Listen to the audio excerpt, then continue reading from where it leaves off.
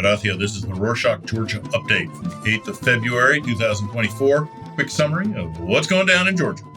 On Monday, the 5th, the State Security Service of Georgia reveals the interception of a special explosive device transported from Ukraine to Russia via Georgia, allegedly. The operation led to the seizure of an electric car battery, allegedly containing explosives. The investigation implicated individuals from Georgia, Ukraine, and Armenia, with a focus on determining the transportation route, intended targets, and the involvement of a Ukrainian MP candidate. Case continues under Georgia's criminal code regarding illegal explosives and preparations for terrorist acts. Allegation fits in suspiciously well with Georgian Dream, or Otsneba's Second Front narrative. On Tuesday the 6th, Prime Minister nominee Irakli Kobakhidze expressed concern over the attempts by some Ukrainian representatives to make Georgia a potential target for Russian aggression, framing it as a serious threat to national security, as if on cue.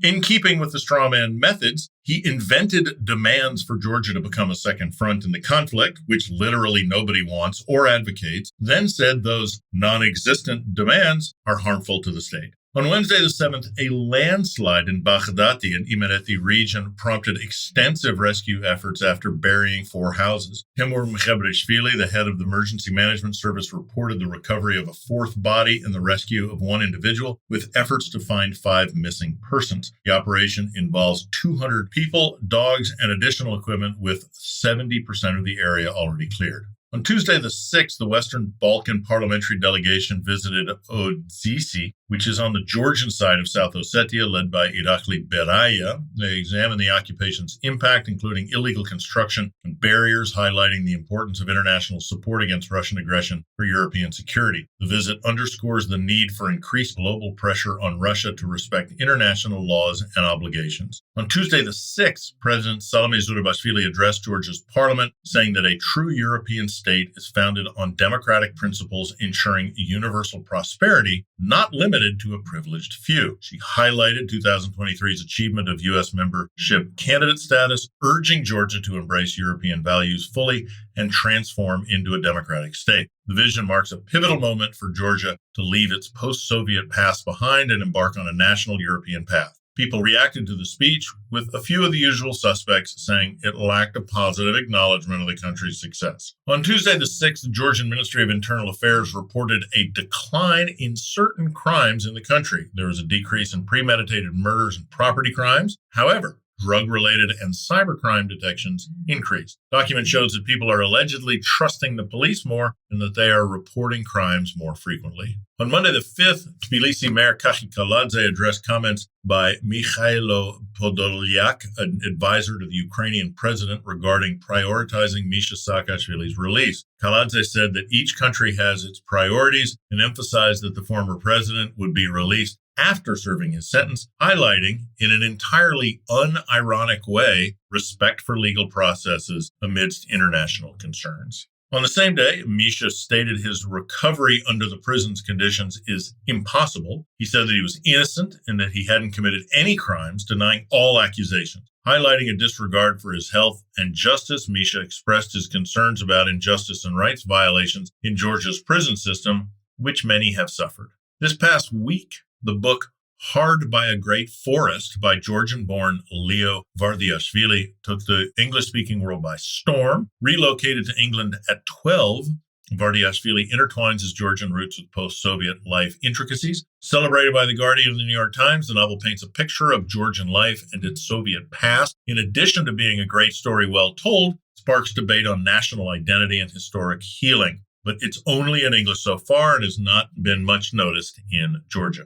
On Tuesday the 30th, a scholarly article concerns overgrowing authoritarian influences in Georgia's academic sector. On September the 2023, a fire in the National Historical Archives destroyed invaluable Soviet-era materials, but the government didn't really worry about it too much, and its indifference sparked debate. The incident, coupled with the ruling party's increasingly authoritarian and pro-Russian stance since Russia's 2022 invasion of Ukraine, raises questions about academic freedom, since there's a subtle shift towards authoritarianism in education and research going back to Soviet-era restrictions. Link in the show notes. On Tuesday the 6th, Georgia's internet speeds were spotlighted, ranking 66th out of 146 countries for mobile and 129th out of 180 for fixed broadband in December. Ranking higher up means better performance. GeoCell had the fastest speed for mobile operators, while Apple devices achieved the highest download speeds. Tbilisi boasted the fastest mobile speeds. Rustavi led in fixed broadband. Comparatively, Georgia's internet costs are higher than the EU average. In 2023, internet access among households reached 89%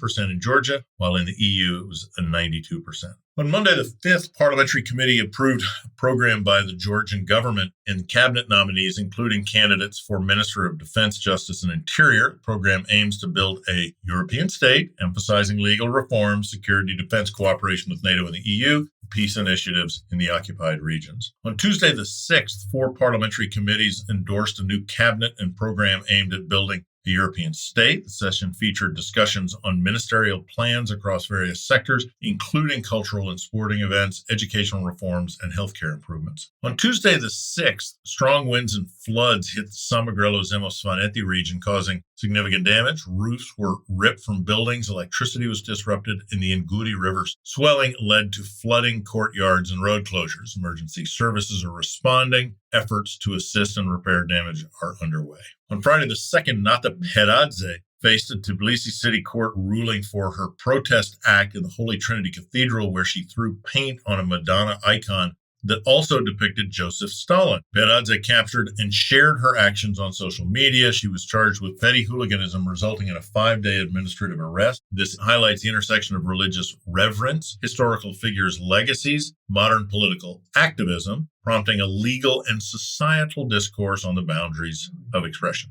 On Tuesday the 6th, Otar Shamugia discussed Georgia's environmental policy reforms since the 2014 EU Association Agreement, showcasing progress and commitment to sustainable development. These include establishing protected areas, enhancing ecotourism, and implementing significant legislation on forest management. On Tuesday the 6th, Strategy Agmashanabeli and the United National Movement, or Natsebi, declared their readiness to join President Zurabashvili's political unity initiative to expedite EU integration. They said Misha's release would be a step towards the reconciliation of national division. President Zurabashvili, in her parliamentary report, proposed a platform of unity for Europe as a strategic approach to address the country's challenges, emphasizing peace and protection as a pivotal need for Georgia's future stability and prosperity, which the country needs for EU membership.